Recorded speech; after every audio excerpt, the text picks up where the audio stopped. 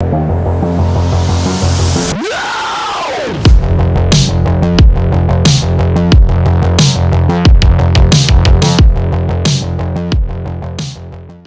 everyone, this is Mike. Hey, and this is Josh. And we are Real Dead, and we're checking Yes. out a movie that just came out on what, Josh? Tubi. Tubi. It was free. It is a low-budget indie film, getting a lot of hype. It is the week of Abigail, so it's not that hyped up. And it is free. Low-budget movie. I saw some people that I watch on YouTube say they really liked it, so I watched it. Josh and I probably have different opinions on this. Yeah, I'm sure. I personally am a big fan of it. I thought it was a good movie. Probably not as good as Abigail, but there was also probably about $27 million difference in what they paid for each one of these. But Josh, you want to kind of give the synopsis of the movie? Yeah, so it's and this is spoilers right off the bat. So we're going to tell you spoilers. So this is a pure spoiler review. Pure spoilers. There's no non-spoiler here. That's right. It's pure spoilers. So this movie is about a family that's kind of like on vacation in an RV, and they're like out in the hillbilly woods of probably North Carolina, I'm guessing. California. They're from LA, so they can't drive that RV this far. Oh, okay. No, but yeah, so they go out in the country, and it's like a bunch of hillbillies or hicks or whatever, and you're like suspicious because it's always like the redneck killers and stuff. So you're like just watching it, and then it turns out that actually the family are all serial killers, and they actually kill the redneck people. And then the redneck people tell them like, "Oh, we got a house up the way." So they go to this house, going to murder everybody at this house too. And then they end up running into some trouble, and they do kill a lot of the people. But yeah, so it's just basically about an American Psycho family. That's what I think. It's like American Psycho, very light, in my opinion. Right. Now some of the gore is good. Some of the special effects are good. I think the acting is, listen, this is my opinion. The acting is not good, in my opinion. It's just not. And I feel like there's like a shoehorned like lesbian angle in this. I don't know, where the girl, like, for some reason, like, this girl's like murdering your family with her family, but like you have a crush on her, so you don't want to like hurt her. Like, stop. No, just stop it now.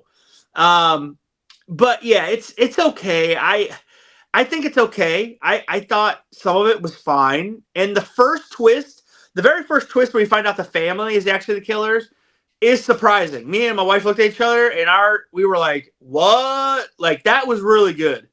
The rest of it, I think Josh is not a fan of it. I'm a fan of it. Let me tell you the real story. So me and my son watched it, and the first 15, I think it's about the 20-minute mark on it. It is a 90-minute movie, which I love the time on this. Yeah. Perfect amount of time for a movie to get in and get out. So the first 15, 20 minutes of it, it's, it is not the greatest acting. I admit that. Is it the worst I've ever seen? Heck no.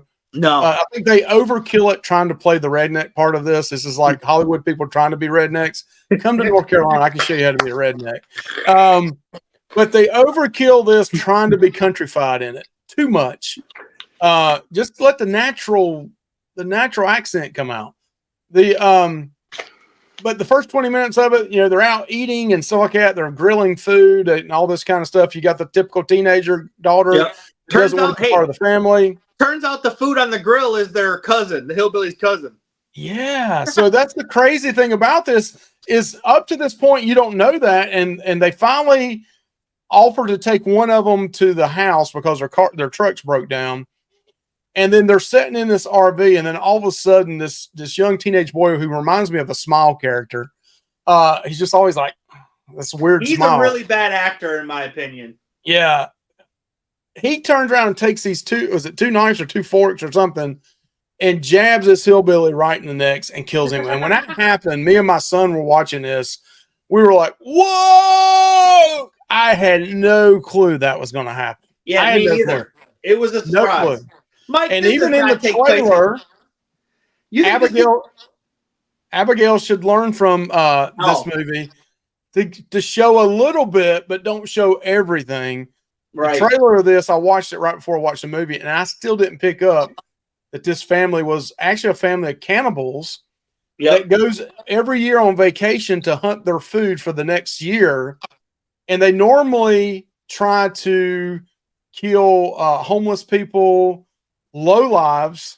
That's the title of the movie.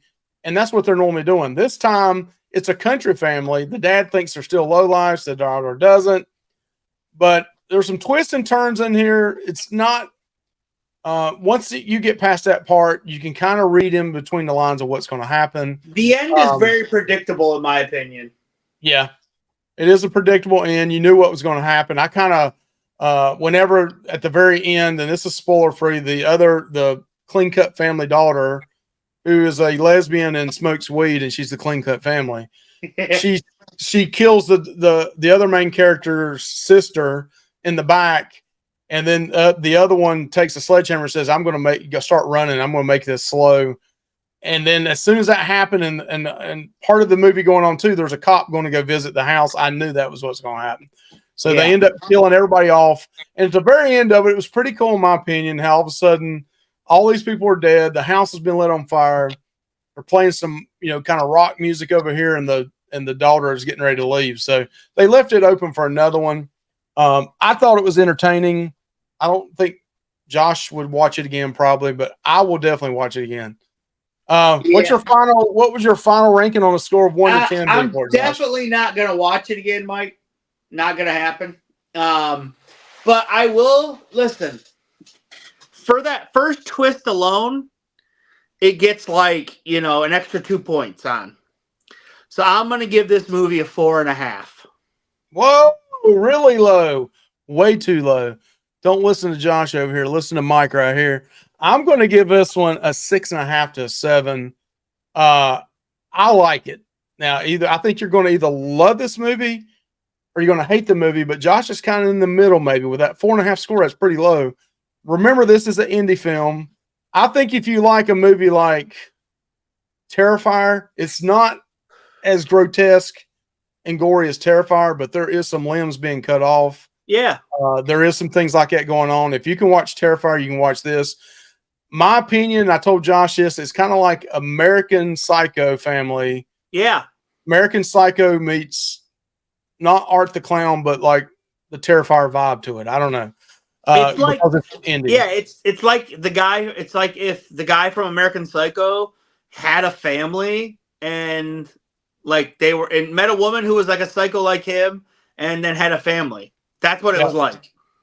Hey, so tell us what you think. Have you seen this yet? I know this is all full of spoilers.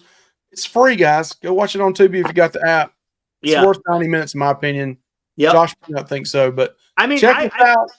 To watch it once, it's good, but to watch it more than once, it's almost like, I compare it to, like movies I never watch again, like Halloween Ends, Halloween Resurrection. Well, I agree on Halloween Ends, but I will watch Lowlifes again, probably this weekend. My son liked it that much. Now, he is 13. Yeah, my son's already asked to watch again. He's 13. Wow. So, hey, like, comment, subscribe. Join us on our Facebook page, Real Dead Horror Community. Also, sub to our channel. Doesn't cost you a dime, does it, Josh? That's right. It's free. Have a good one. Bye. Yeah, bye.